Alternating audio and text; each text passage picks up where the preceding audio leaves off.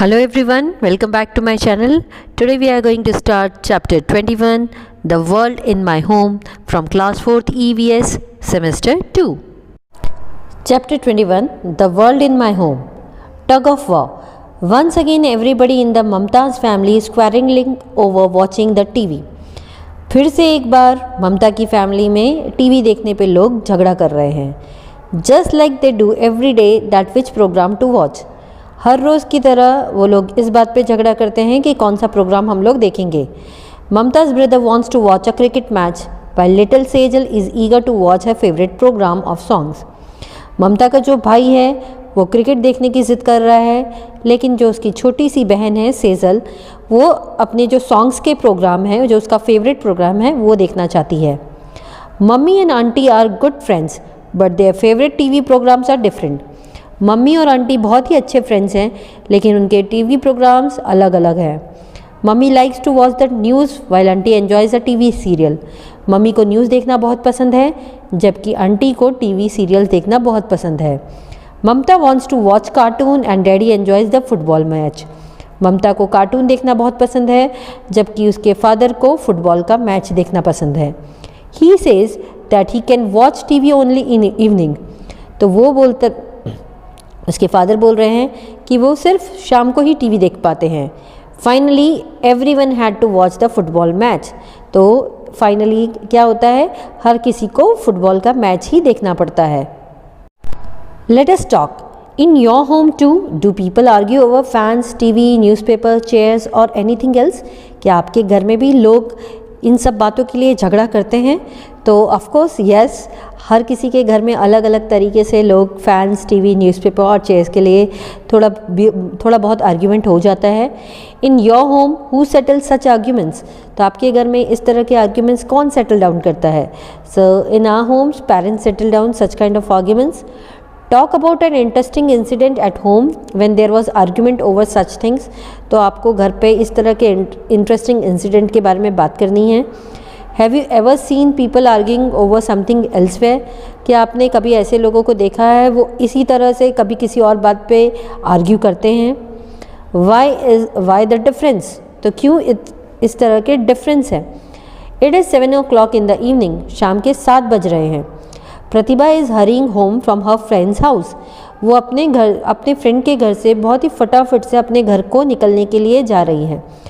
Her brothers Sandeep and Sanjay are busy playing round the corner with their friends. जबकि उनके भाई और उसके फ्रेंड्स संदीप और संजय अभी तक कॉर्नर में अपने दोस्तों के साथ खेल रहे हैं. They are in no hurry to go home. उनको बिल्कुल भी घर जाने की जल्दी नहीं है. If they are late nobody will scold them. अगर वो घर जाते हुए लेट हो जाते हैं तो उनको कोई भी डांटेगा नहीं. Pratibha thinks that this is not fair. तो प्रतिभा ये सोच रही है ये बिल्कुल भी अच्छी बात नहीं है. Why should there be one rule for her and another for her brothers? तो वो ऐसा सोच रही है, क्यों ऐसा होता है कि उसके घर में उसके लिए अलग रूल है और उसके भाइयों के लिए अलग रूल है. But what can she do. लेकिन वो क्या कर सकती है? Let us talk. Does this kind of thing happen in your house or in any of your friend's house. What do you think about this.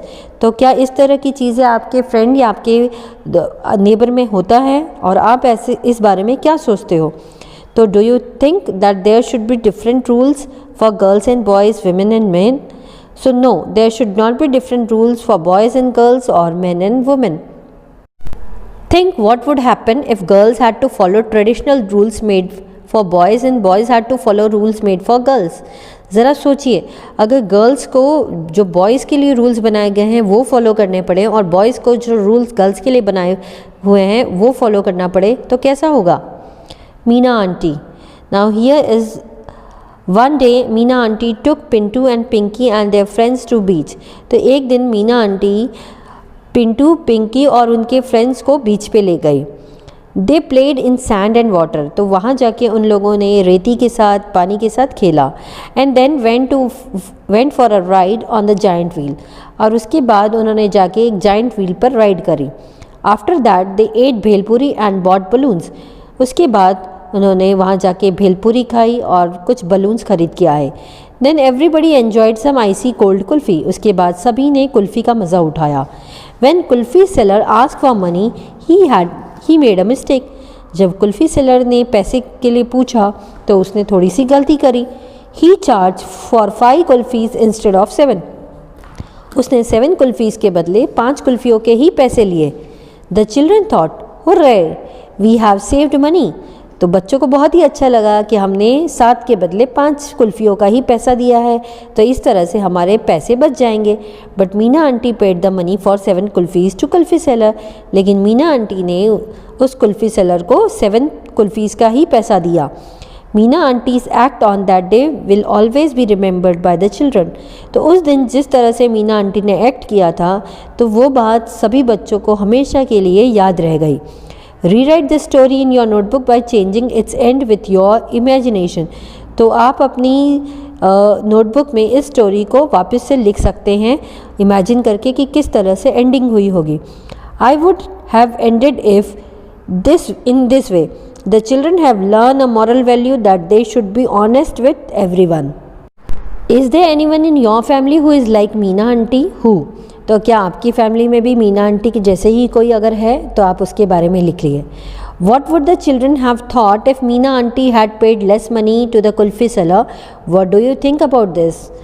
So, had she paid less money, the children would have thought that it was a good habit to save money. बच्चों को ऐसा लगा अगर वो aunty कम पैसे पे करती तो ये अच्छी हैबिट है पैसे बचाने की। Also they would have repeated it in future. अगर मीना आंटी ऐसा करते तो वापस से ये चीज़ वो लोग फ्यूचर में रिपीट कर सकते थे। I think that it is not a good habit to fool someone and take undue advantage if she has miscalculated. तो मेरे हिसाब से ये बिल्कुल भी अच्छी हैबिट नहीं है। अगर कोई गलती से इस तरह से कुछ भूल जाता है तो हमें उसका एडवांटेज नहीं उठाना चाहिए। तो till here, further we will continue our chapter in the next video. Bye bye.